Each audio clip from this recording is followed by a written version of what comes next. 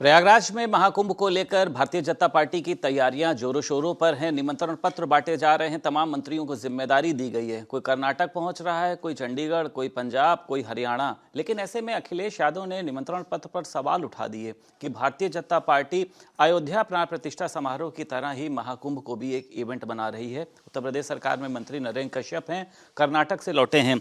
कर्नाटक में आप निमंत्रण पत्र देने गए, अच्छी बात है, आस्था का एक वहां पर सैलाब आ रहा है। अखिलेश यादव इसको एक इवेंट बता रहे हैं, आप लोग इसको कैसे देखते हैं? प्रयागराज में होने वाला महाकुंभ आध्यात्मिक और सांस्कृतिक विकास की एक नई मिसाल बनेगा। प्रदेश के यशस्वी माननीय मुख्यमंत्री जी के नेतृत्व में 40 करोड़ से ज़्यादा अतिथि प्रयागराज में आने की संभावना है। मुख्यमंत्री जी के मार्गदर्शन में हम भी आदरणीय सुरेश खन्ना जी के साथ कर्नाटक की यात्रा पर गए थे। वहाँ के मुख्यमंत्री जी को, उप मुख्यमंत्री, राज्यपाल महोदय को मिलकर निमंत्रण दिया था। चूँकि हमारे देश की परंपरा अतिथि देवो भव की है, उस परंपरा के निर्वहन में हमारी सरकार के माध्यम से देश के सभी प्रदेशों के मुख्यमंत्री गणों को, राज्यपाल महोदय गणों को, प्रतिष्ठित लोगों को निमंत्रण दिए गए हैं। खुशी की बात है कि देश के साथ साथ दुनिया के लोग महाकुंभ में आकर अपनी आस्थाओं की तृप्ति के लिए अपना योगदान करेंगे। इस पर भी समाजवादी पार्टी अगर सवाल उठाती है और महाकुंभ को इवेंट कह के या मजाक मखौल उड़ाने की बात करती है, तो मैं तो समझता हूँ कि भगवान इनको सुबुद्धि दे। और वैसे इनकी ये नई आदत नहीं है जी। राम भक्तों पे गोलियां चलाना समाजवादियों का ही काम था। अयोध्या में भगवान श्री राम के मंदिर के प्राण प्रतिष्ठा के समय ना जाना, उसको निमंत्रण को अस्वीकार करना समाजवादियों का काम था। पता नहीं क्यों अखिलेश जी को सनातनियों से नफरत हो रही है, क्यों धर्म के विरोध में खड़े होते जा रहे हैं। और यदि उनका रवैया ऐसा ही रहा तो उत्तर प्रदेश और देश की जनता जागरूक है, उनको सबक सिखाने के लिए तैयार सिखाती आई है। 2014 से उनको अभी अंदाजा नहीं हुआ कि उत्तर प्रदेश की जनता का मन और मूड क्या है। ये जानते हुए भी वो धार्मिक आयोजनों पे, सांस्कृतिक आयोजनों पे टिप्पणी करके जो जो कार्य कर रहे हैं, मेरे ख्याल से ये उनके लिए खराब होगा।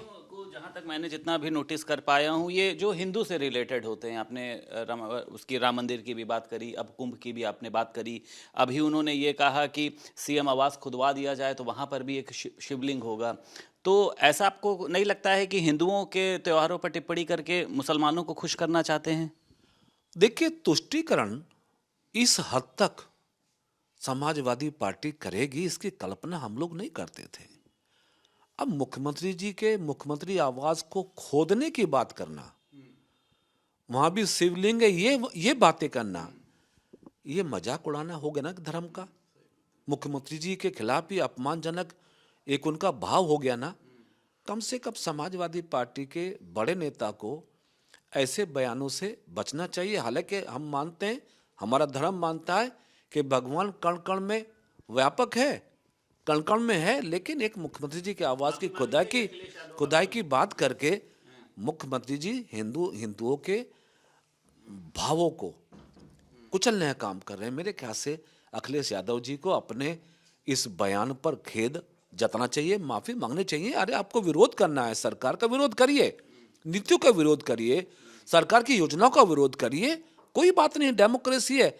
लेकिन आप धर्म पे आक्षेप लगाएंगे, मुख्यमंत्री जी घर को खोदने की बात करेंगे, या हिंदुओं के धर्म का अपमान का कोई माध्यम बहाना निकालेंगे इसलिए कि आप मुसलमानों को खुश कर सकें, तो ये ठीक नहीं है। मंत्री जी, भारतीय जनता पार्टी की मुझे लगता है कोई सरकारी कार्यक्रम आयोजित नहीं हो रहे हैं, क्योंकि पूर्व प्रधानमंत्री मनमोहन सिंह के लिए 7 दिनों का वो रखा गया है, राजकीय शोक रखा गया है। ऐसे में राहुल गांधी वियतनाम चले गए हैं। भाजपा के अंदर खाने से खबर आ रही है कि वो न्यू ईयर वहाँ पर मनाने चले गए। मनमोहन सिंह के जाने का उनको कोई दुख नहीं है, जबकि आपने देखा था उनकी स्मारक बनाने के लिए कितना ज़्यादा विरोध किया। राहुल गांधी के दौरे को आप किस तरीके से देखते हैं? क्या वाकई में न्यू ईयर मनाने गए? बहुत दुर्भाग्यपूर्ण है, और ये देश के लिए दुर्भाग्यपूर्ण है। सरदार मनमोहन सिंह जी देश के प्रधानमंत्री रहे हैं, अर्थशास्त्र के क्षेत्र में उनकी अभूतपूर्व सेवाएं रही हैं। आज वो हम सबके बीच नहीं हैं।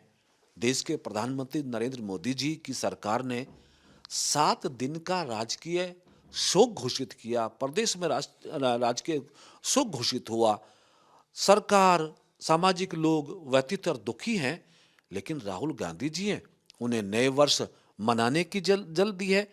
वो विदेश की यात्रा पे जाकर आखिर क्या करना चाहते हैं, क्या साबित करना चाहते हैं, क्यों सरदार मनमोहन सिंह जी को अपमान करना चाहते हैं? मेरे ख्याल से ये तो कांग्रेसियों को और देश की जनता को सोचना पड़ेगा कि जिस पार्टी को बढ़ाने के लिए सरदार मनमोहन सिंह जी ने काम किया, जिस पार्टी के लिए काम किया, देश के लिए काम किया, 7 दिन भी राहुल गांधी जी प्रतीक्षा नहीं कर पाए अपना सेलिब्रेशन के लिए।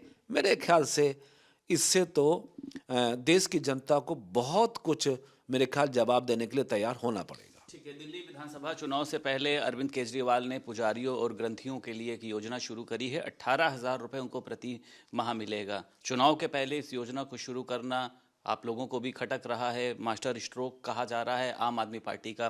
तो चुनाव के पहले ये योजना शुरू करी गई है, इससे आप लोगों को कोई नुकसान होगा या क्यों, इसके पीछे क्या है अरविंद केजरीवाल का मकसद?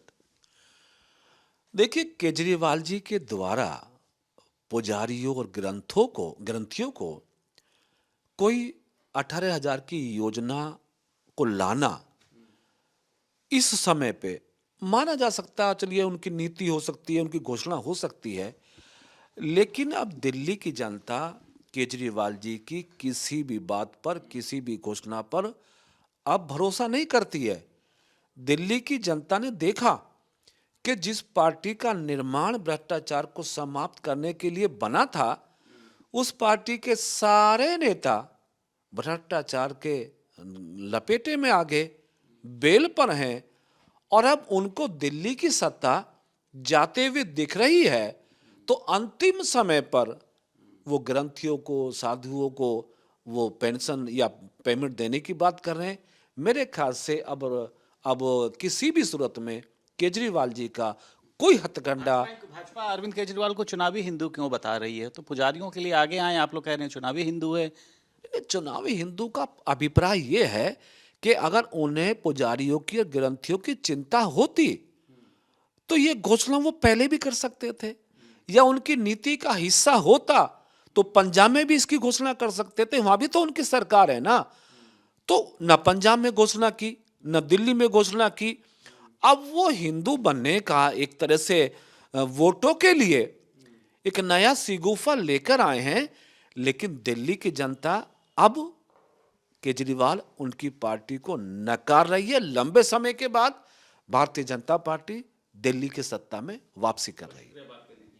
उत्तर प्रदेश सरकार में मंत्री नरेंद्र कश्यप हमारे साथ मौजूद थे और साफ तौर पर उनका कहना यह है कि दिल्ली की जनता अरविंद केजरीवाल को नकार चुकी है। लंबे समय बाद वहां पर भारतीय जनता पार्टी मजबूती से जीत हासिल करेगी। लखनऊ से वीडियो जर्नलिस्ट एस के वर्मा के साथ संदीप खेर, भारत समाचार।